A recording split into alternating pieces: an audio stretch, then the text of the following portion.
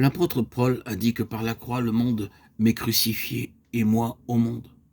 La parole de Dieu déclare sans ambiguïté aucune que ce siècle est mauvais et que le monde entier gît dans le méchant.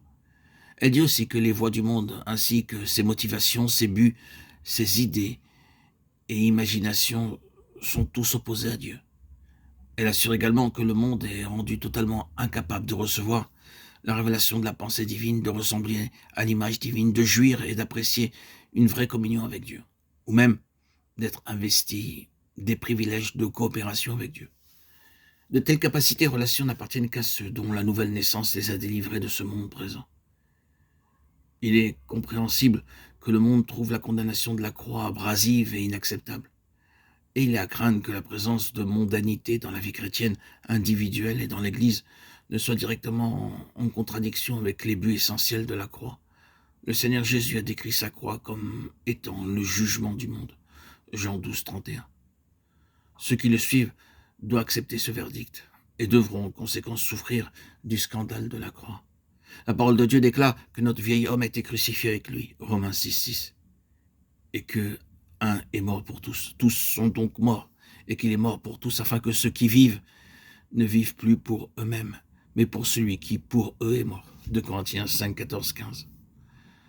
En ce qui concerne Dieu, la race déchue s'est terminée au calvaire. À partir de ce point, l'attention tout entière de Dieu a été pour la nouvelle création. Il n'y a aucune utilité à ce que nous essayons d'apporter quoi que ce soit de l'ancienne création dans la nouvelle, car Dieu ne l'acceptera pas.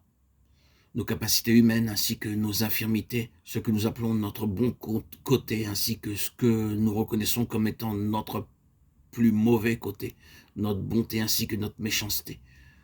Tout a été inclus dans cette mort. Ainsi, nous sommes appelés à vivre non pas selon un critère humain, mais en accord avec ce qui est divin. En nous-mêmes, nous ne possédons rien d'acceptable pour Dieu. Bien souvent, c'est l'assertion d'un élément humain, d'un goût pour une chose ou une autre, d'une ambition ou d'un intérêt tout personnel qui paralyse l'œuvre de Dieu en nous et à travers nous. De considérer non pas seulement nos péchés, mais nous-mêmes comme ayant été portés à la croix par Christ, est le seul moyen par lequel les propos de Dieu peuvent être accomplis à travers nos vies. Il peut sembler étrange qu'alors que nous déplorons si souvent notre manque de spiritualité, nous sommes si lents à accepter le verdict de la croix sur nos vies naturelles. Nous trouvons humiliant d'accepter le même jugement sur nous-mêmes que celui qui a été passé sur le monde, c'est-à-dire la mort par crucifixion. Néanmoins, il n'y a pas d'autre base pour une véritable vie spirituelle et le témoignage. La croix doit produire la mort en nous, afin que la vie de Christ soit libérée en pleine manifestation à travers nous.